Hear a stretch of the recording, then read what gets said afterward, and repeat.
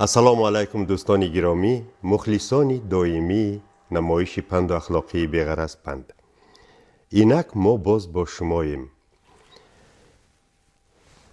بیا بنشین عزیزم ساعت چند که گویم خوشه از حکمت و پند. این کتاب به دست من از اسرائیل دور رسیده است و به قلم پداگوگ خیلی تجربه دار دانیل اسرائیلوف تعلق دارد و هرچند آن در اسرائیل دور به چاپ رسیده باشد هم با زبان زیبا و ناب تاجیکی نوشته شده است. این کتاب از دو قسم عبارت است.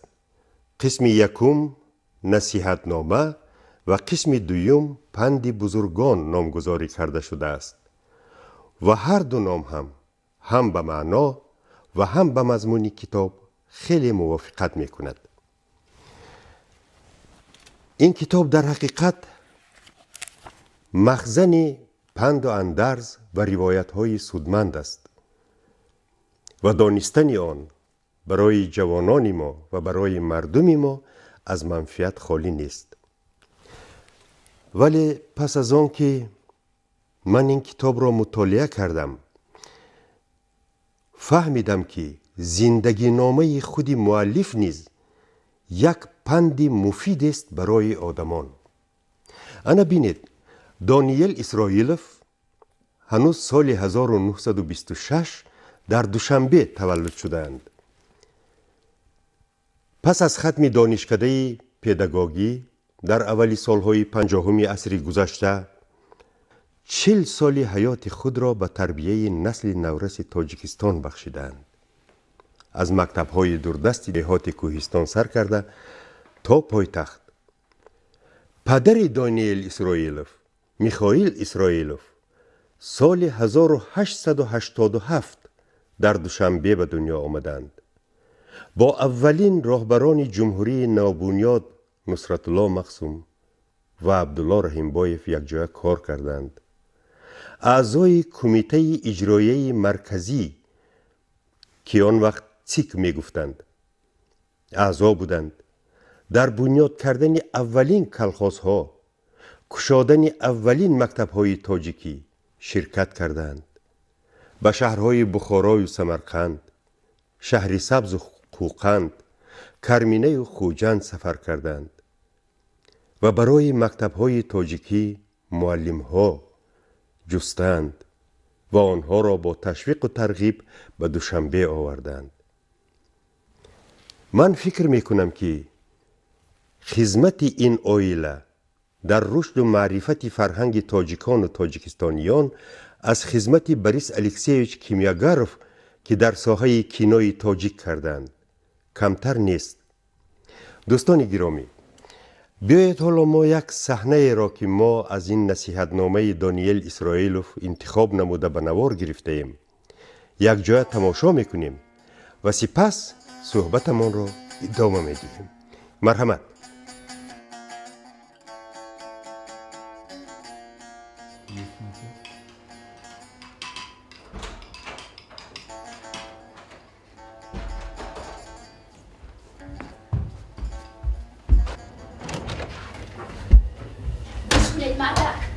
من دیگر طاقت کردن نمیتوانم. از کورپچه و گلمشویی دستانم سوده شدند. من حالا درباره هر روز دسترخوان و جلک و جامشویی چیزی نمیگویم. این موسیقی دیگر قاشق رو هم داشتن نمیتواند. جای نشستش پر از مغز و چغز و پاروی پتک. من همه این رو میدونم، میفهمم، میبینم، لیکن یگان علاج ندارم. شب و روز مرگش رو انتظارم، لیکن این موسفید حتی تیماق نمیشود. با خونه موسفیدان به پرستار برده پرتویه. حالا بسیاری ها همین خیل میکنند. تو دیوانه شده این مگار. عقلت در جایش. تمامی خلق جهان مرا میخندد. چرا؟ چرا؟ چون که از خش و تبار حق و همسایه، یار و دوستان همه میدونند که وای مرا به این پایه رسانده است. تمام این خانه و در حولی موچین همه بایگری از آن اوست. میفهمی؟ تمام خانه بوده و حولی کار کلان را وی به نام شما گذرانیده است و اکنون تنها زیر پرستاری شماست. بدی کار هم در همین که من همچون سرپرست به قید گرفته شدم.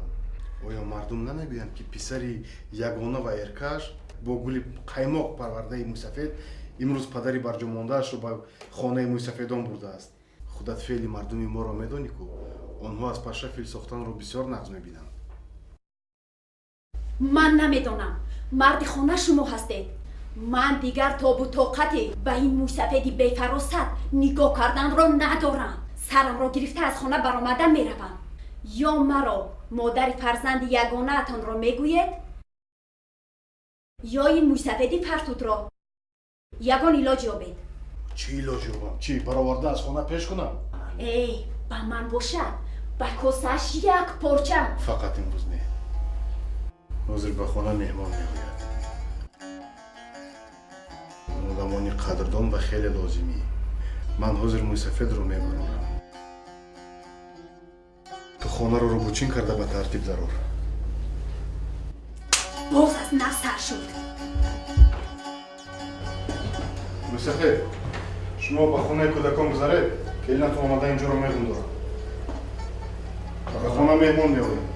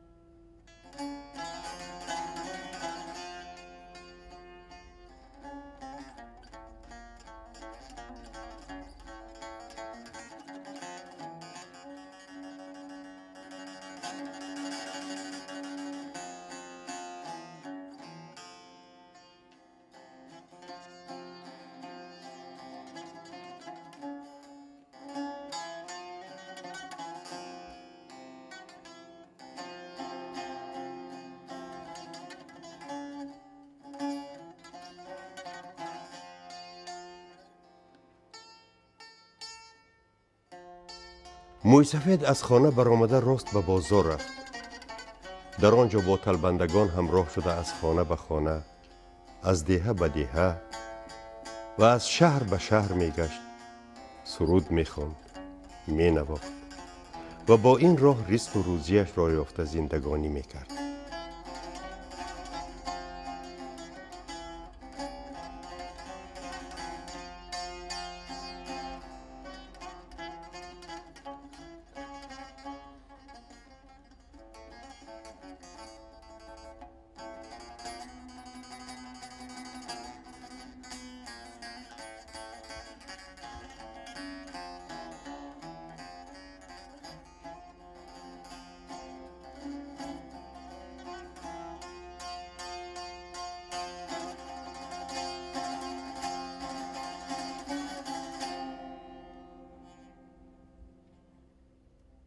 این خانه کی در آمدگی بود؟ موسفید باز کی میشد؟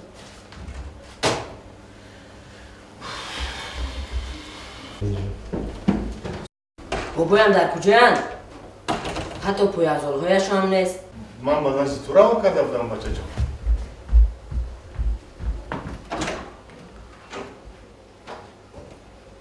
در اینجا هیچ کس نیست. حتی روبابشان هم نیست. این طور باشد غم نخور. هوا خوری برآمده است. همین زمان میآید. راست و به هیچ کجا نمیرود. حتی ما این را آرزو هم کنیم و به کجایی نمیرود. چرا پایهایت لوچ؟ پایهایت کنی؟ آخر زمین خنوب کسل بشود. باز گلودر نشدی بچه جون؟ حاضر من پایهایت رو میارم.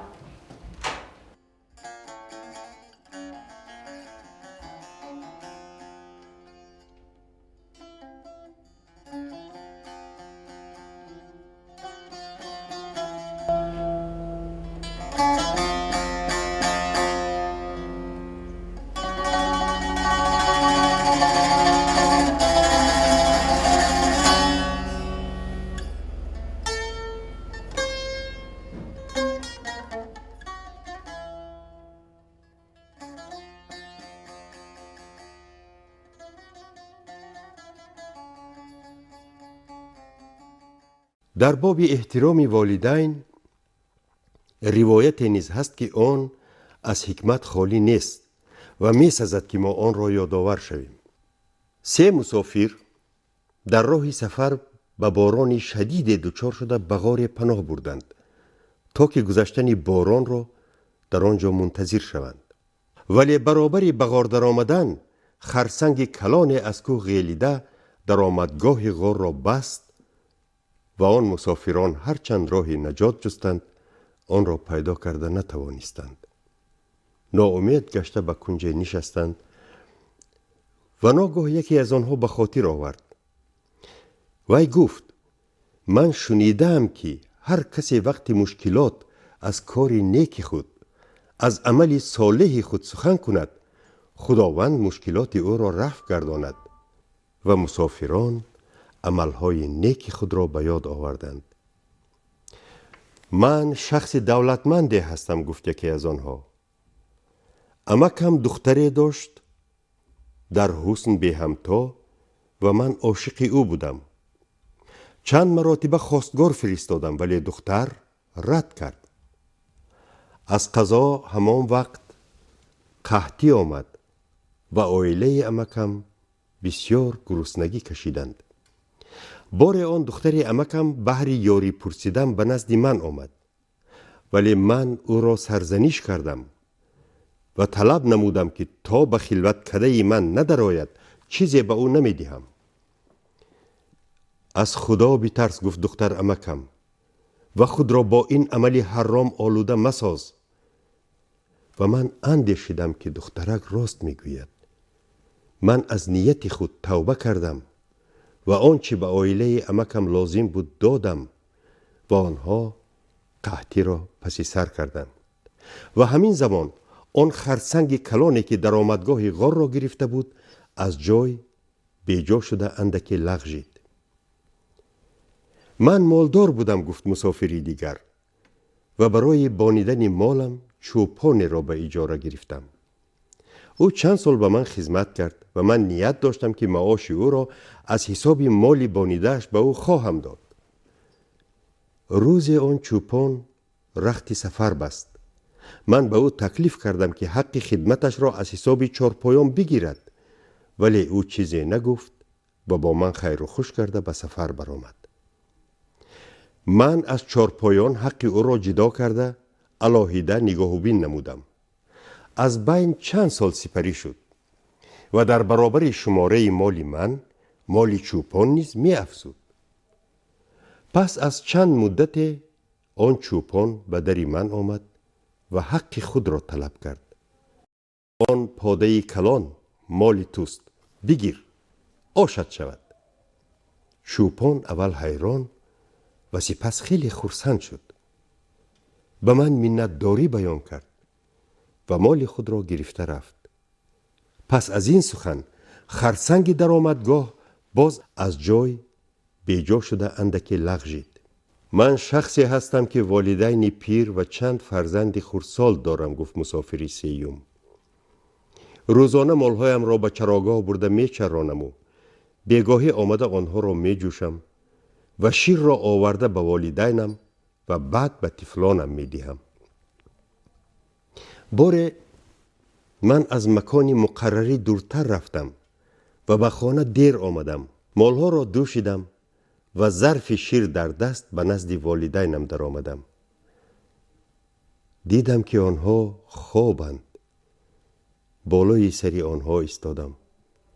طفلکان ظرف دستی مرا دیده از من شیر طلب می کردند ولی من می ترسیدم که این نسبت والدینم بی حرمتی می شود.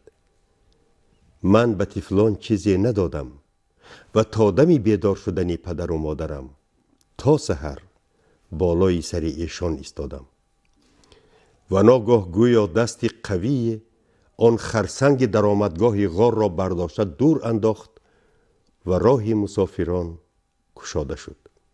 پس از سرسانی و سرگردانی زیاد موی سفید باز به شهر خود برگشت و روزی در کوچه با نبیره‌اش واخورده ماند.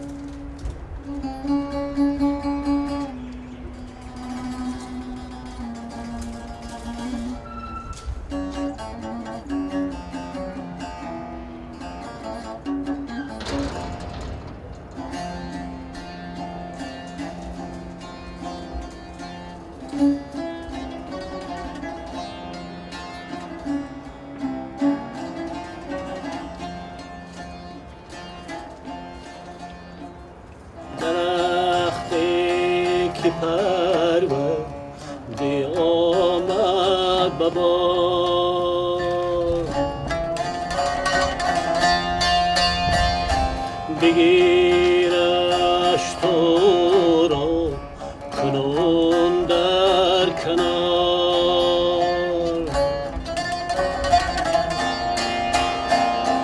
بگیرش تو را کنون در کنار. اگر بار خارد تو خود کیشته ای،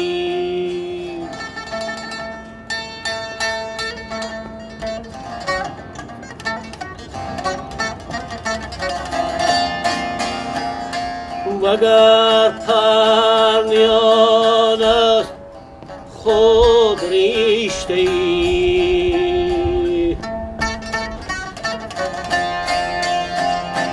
وگر پرنیان است خود ریشته ای، پسندیده تر کس ز فرزندی،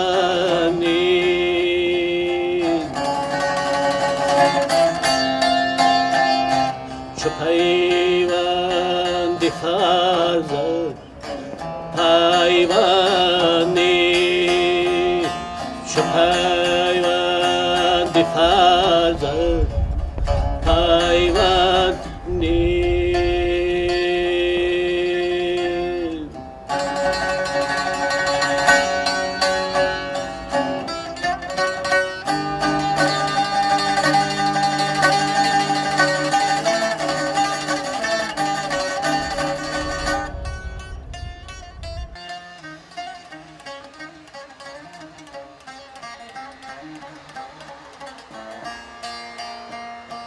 خرد دست گیرد به هر دو سرا،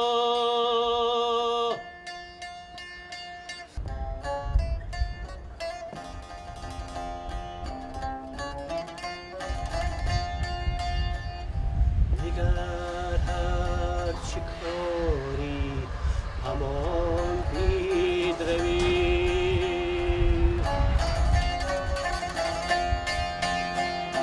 نگر هر چی کاری همان بید روی، سخن هر چی گویی همان بیشنوی، سخن هر چی گویی همان بیشنوی.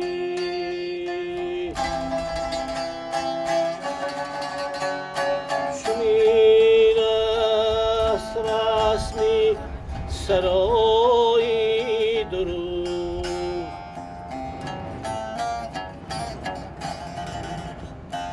گه پشت زین و بابا جان، بابا جان، سلی جان، سلی جان من، سلی جان من هم تو رو یاد کردم جانی بابا، جان باباش. در اینجا چیکار میکنید؟ رفتیم به خونه بابا جان. جان باباش، نه، هم برای من و هم برای پدر مادرت بهتر است که من در خانه نباشم. چرا بابا جان؟ چون که اگر من نباشم آنها کمتر عصبی میشوند، تو رو هم کمتر جنگ میکنند. من رفته با پدرم میگویم. نه، این کار نکن جان باباش. تو حقوقی به پدر و مادرت مصلحت کردن و نصیحت کردن را نداری. تو بهترش رفته از من خواهش کن که برای من یگان لباسی گرم رای کند. آخر هوا خنک شده ایستاد است جان بابا. بابا جان شما خونو خورده ایستادید. من روزش برای شما یگان لباسی گرم میارم. شما به جان نروید بابا جان. بابا جان، بابا جان، بابا جان، فقط به جان نروید بابا جان.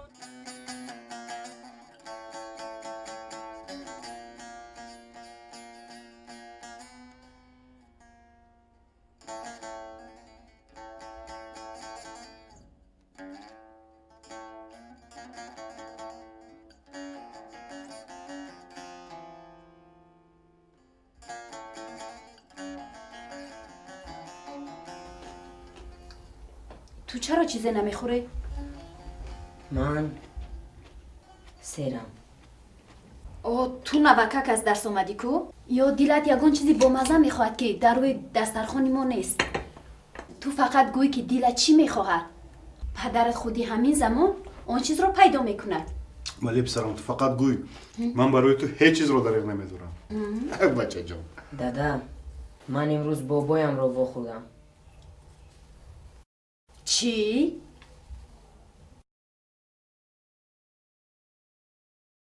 این مستفیدی به ایمان اولو هم زنده است؟ زنده صحت و سلامت.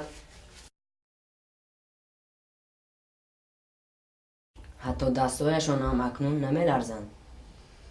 ها هوای تازه دیدوگی و گدایی فایده کردگیست. در او رو به خانه تکلیف کردگیستی. نترسه، بابایم خودشان به این خانه آمدن نمیخواهد. از خانه ما دیده در نزد پارتوده نشسته گدایی کردن بهتر است. فقط خواهش کردن که شما داده به آن کس یگان لباسی گرم دهید. شبها خنک. دردی بخیر بوده است کو؟ در هزون خانه یک جامعه آویزان است. انا همان رو برده ده. با کسب گداگیش موفق.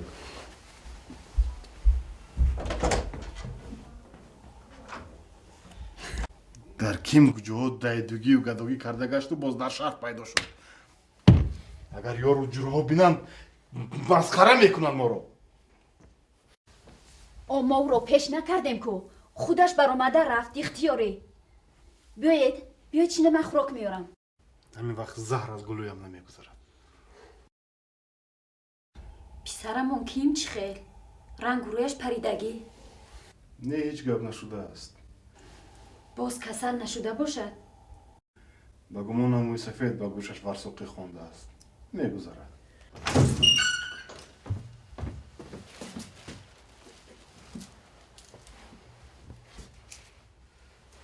من چطور به پدر و مادرم فهمانم که این کارشان از روی آدم و آدمگری نیست.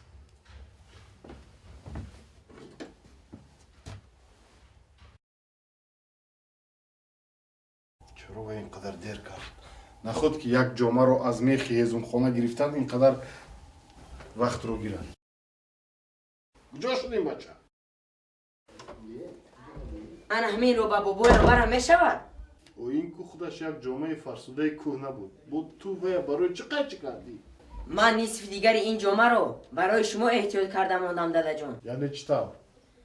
تا اون دمه که من به ویا میرسم شما البته پیر میشوید. انا آنگاه من شما رو از خانه رانده نصف دیگر این جامعه رو به شما میدیم که باز مبادا خنک نخورید.